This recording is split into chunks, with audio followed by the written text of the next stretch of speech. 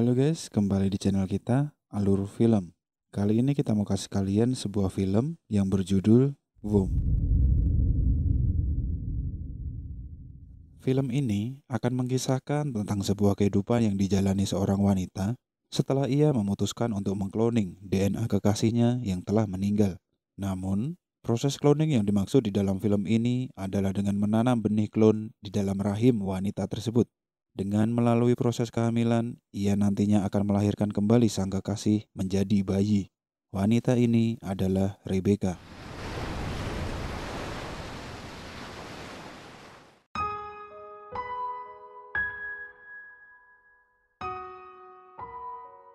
Cerita film diawali dengan masa kecil mereka, berfokus di suatu desa yang dekat dengan pantai dan sangat akrab dengan kesunyian. Gadis kecil ini adalah Rebecca. Di tempat ini, Rebecca hanya menghabiskan waktunya untuk berlibur di tempat kakeknya. Saat ia bermain di pantai, seorang anak laki-laki berlalu dan menatap dirinya. Namanya Tommy. Tommy tinggal di daerah itu bersama kedua orang tuanya. Ia adalah seorang anak yang ceria dan suka berpetualang. Di hari berikutnya, Tommy menghampiri Rebecca dan mereka mulai sering bermain bersama. Rebecca yang pendiam dan tak memiliki teman sama sekali, merasa hari-harinya menjadi menarik ketika bermain bersama Tommy. Dari sini, perhatian Rebecca mulai tertuju pada teman kecilnya itu.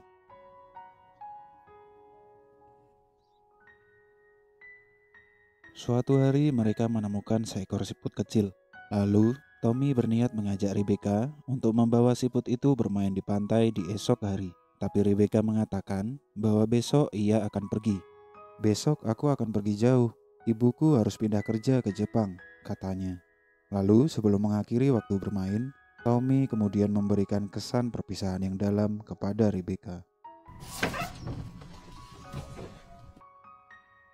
Tommy masih menelpon Rebecca. Kemudian ia berkata ingin ikut mengantar kepergiannya esok pagi, sekaligus ingin mengatakan sesuatu. Ketika di dermaga dan sudah saatnya Rebecca berangkat, Tommy ternyata tak kunjung muncul juga. It's time, Rebecca. Rebecca pun akhirnya tetap harus pergi meski dengan sejuta tanda tanya. Waktu berlalu begitu cepat. Rebecca tampak kini sudah dewasa dan kembali ke tempat itu. Tak lama setelah ia mengenang rumah lama milik kakeknya, ia langsung ingin mencari Tommy. I've come to see Tommy. I'm Rebecca. Rebecca, the little girl who went to Japan. Do you know the little harbour down by the embankment? Ia kemudian memasuki sebuah rumah dan terlihat ada seorang wanita yang sedang berbaring di sana. Kemudian seorang lelaki datang. Hi, Tommy. Tanpa banyak kata, mereka langsung saling mengenali satu sama lainnya. How's Japan? Dialah Tommy yang kini sudah dewasa, dan si wanita yang berbaring di kamarnya adalah Rose, cinta semalam Tommy. Mereka kemudian bercengkrama dan saling memandang satu sama lainnya. Banyak hal yang ingin ditanyakan setelah terpisah belasan tahun. Di situ, merasa tak dianggap dan hanya menjadi pengganggu, Rose tampak kesal lalu ia pun memilih pergi. Bahkan, kepergiannya pun tak dihiraukan sama sekali oleh Rebecca dan Tommy. Setelah itu, mereka pergi ke pantai dan mengenang masa kecil mereka. Tak mau dihalangi rasa canggung, Tommy langsung melepas semua baju yang dipakainya di depan Rebecca, lalu bermain air tanpa malu-malu.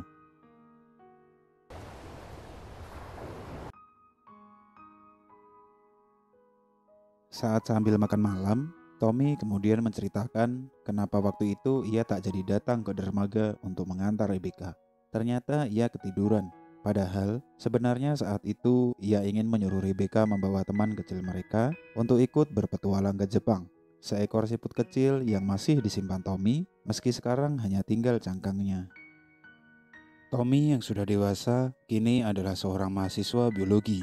Ia bercerita bahwa saat ini ia sedang tergabung dalam sebuah organisasi yang sedang memperhatikan kegiatan sebuah proyek di suatu tempat. Proyek itu dicurigai menjalankan praktek cloning secara ilegal dan menjadikan binatang peliharaan sebagai bahan percobaannya. Ready? Esok pagi, Tommy akan ikut organisasi tersebut untuk melakukan aksi penentangan.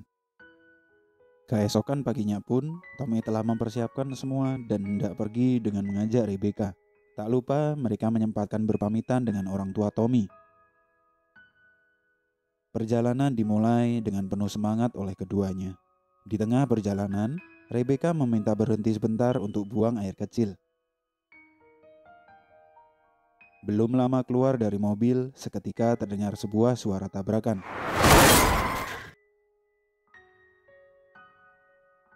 Tommy terlihat tewas ditabrak dengan kecepatan tinggi. Hari yang awalnya penuh semangat, seketika berubah menjadi keheningan. Sebuah surat kecil yang ditulis oleh Tommy saat masih kanak-kanak ditemukan oleh Rebecca. Aku akan menunggumu selama mungkin. Rebecca merasa kehilangan dan sangat terpukul. Seseorang yang telah mencuri perhatiannya sejak kecil harus pergi dalam hitungan hari di saat ia baru ingin memulai semuanya.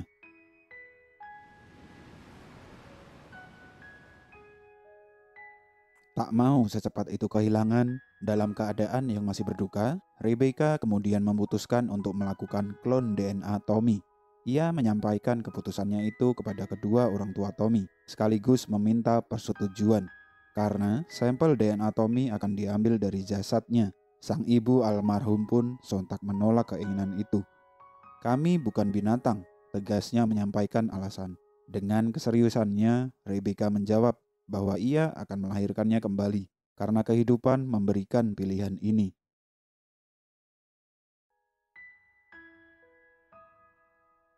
Keesokan harinya, ayah dari Tommy kembali menemui Rebecca. Lalu terlihat ia menyerahkan kembali surat yang telah disetujui. Tapi, tak mau hal itu nantinya akan menambah kepedihan mereka, orang tua Tommy pun mengambil keputusan untuk pergi menjauh dan meninggalkan tempat itu. We're moving next week. Setelah itu, Rebecca terlihat sudah berada di rumah sakit dan tindakan pengkloningan pun dilakukan. Saat Rebecca hendak pergi, di situ sempat terlihat lagi Rose, seseorang yang mengenal Tommy dan Rebecca, yang ternyata ia bekerja di rumah sakit tersebut. Scene berganti, hari-hari telah berlalu. Kini kehamilan Rebecca sudah terlihat membesar. Ia menjaga kandungannya dengan baik dan tak sabar untuk segera bertemu kekasihnya. Lalu tiba waktunya persalinan dan akhirnya Rebecca pun melahirkan anaknya. Seorang bayi kecil kini telah lahir hasil dari pengkloningan DNA seorang manusia yang telah meninggal. Rebecca mengasuh anak itu dengan penuh kasih sayang dan membesarkannya sendirian. Hingga tak terasa, anak itu telah bertumbuh dan memasuki usia memulai pendidikan. Rebecca pun memberikan nama yang sama, Tommy. Ia menanamkan mindset pada Tommy bahwa ayahnya telah meninggal karena sebuah kecelakaan, tanpa memberitahu siapakah ayahnya.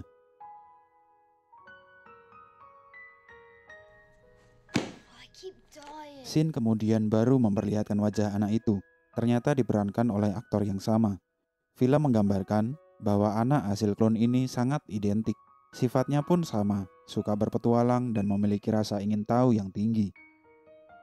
Beranjak di usia Tommy yang mulai mengetahui tentang orang-orang di kehidupan sosial, suatu ketika saat sedang bermain, mereka bertemu dengan seorang anak perempuan yang bernama Dima. Gadis kecil itu hanya bermain sebentar dan tak lama kemudian ia pun pergi.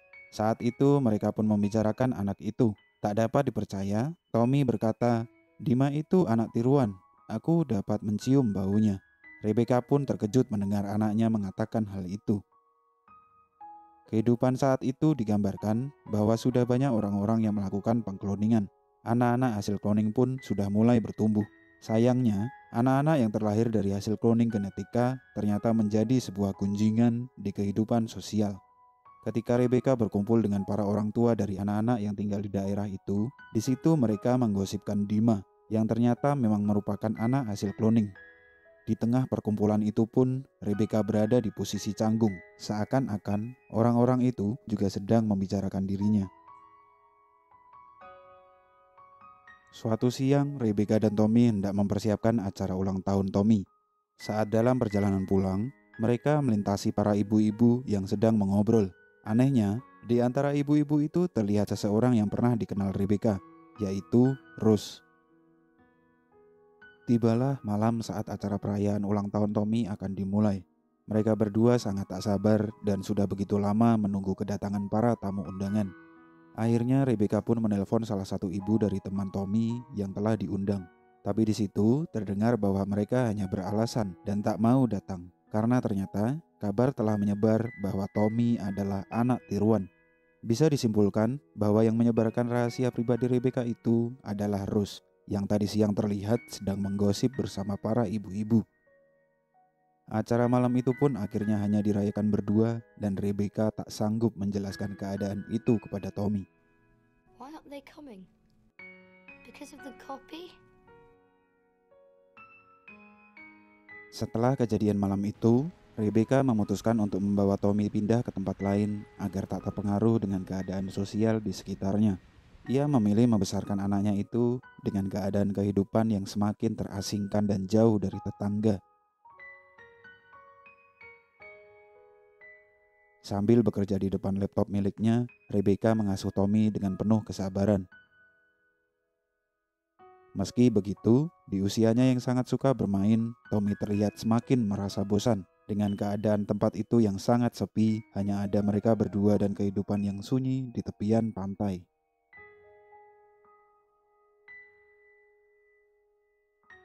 Lalu singkat cerita, waktu pun berlalu.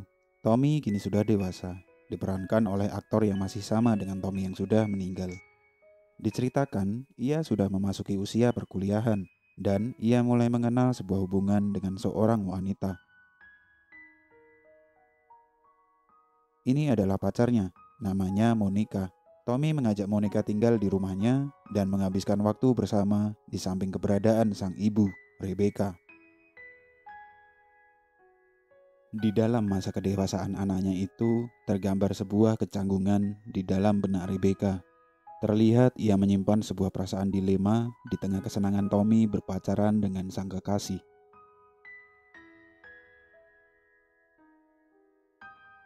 Ia kemudian ingin tidur bersama Tommy, tapi Tommy terkejut ketika ia kira itu adalah pacarnya. Mum, it's you. Tommy pun mulai merasa ada yang aneh dengan ibunya itu. Lalu di balik selimut, Rebecca melihat Monica mencumbui Tommy. Rasa canggung kembali terjadi ketika Tommy berniat mencandai ibunya. Entah apa, ia bercanda tapi terkesan berlebihan. Hingga di situ Monica yang melihat hal itu pun memilih berpaling, sedangkan Rebecca dan Tommy juga hanya saling menatap.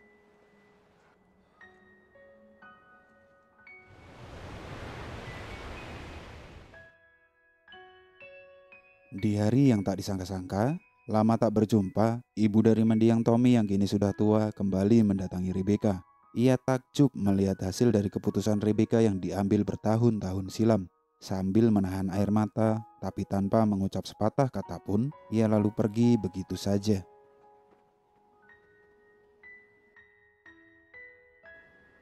Who is that, Mum? Tommy pun di situ menjadi ingin tahu siapa orang itu dan ada apa dengannya hingga membuat Rebecca menangis.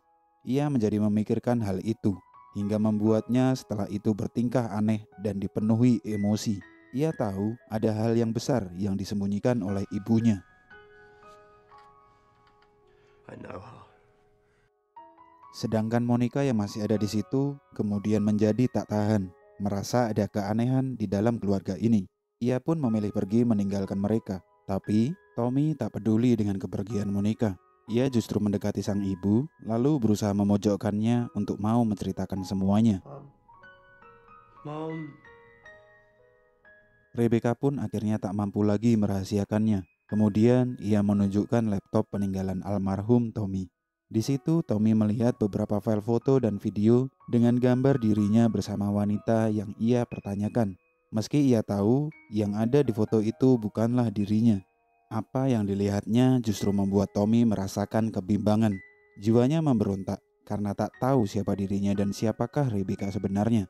Kehidupan macam apakah ini semua? Who are you, Mum? Who are you? What am I supposed to do now? What am I supposed to do with this fucking... Dipenuhi amarah dan tak mau lagi peduli apapun, Tommy menjadi anak yang berani melawan ibunya sendiri dengan tindakan yang sangat kasar. Tak sampai di situ, kemudian ia meniduri Rebecca.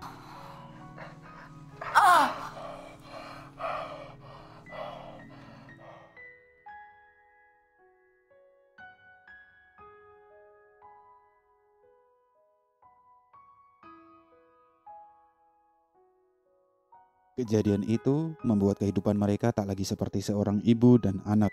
Tapi kemudian sebuah suasana kaku yang tenang menunjukkan bahwa Tommy telah memahami semuanya.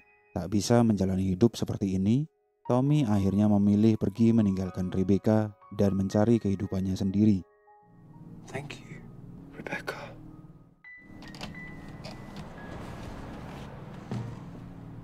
Tinggallah Rebecca seorang diri bersama perasaan dilemanya.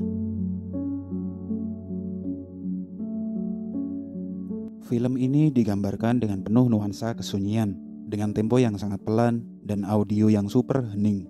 Ekspresi kaku dan tak banyak dialog dari para pemerannya menimbulkan banyak sekali tanda tanya, serta keanehan yang ditampilkan memang menceritakan kehidupan tak biasa yang akan terjadi jika umat manusia bisa menciptakan manusia lain di luar kehendak Tuhan. Film ini tidak menitik beratkan tema pada sebuah proyek cloning dengan bermacam teknologi seperti film lainnya, melainkan sebuah kehidupan sosial yang berdampak dari sebuah keputusan andai tindakan pengkloningan DNA akhirnya telah berhasil dilakukan oleh umat manusia. Segitu dulu dari kami, terima kasih buat teman-teman semua yang udah nonton sampai akhir. Jangan lupa like, komen, dan share untuk mensupport channel kami. Thank you.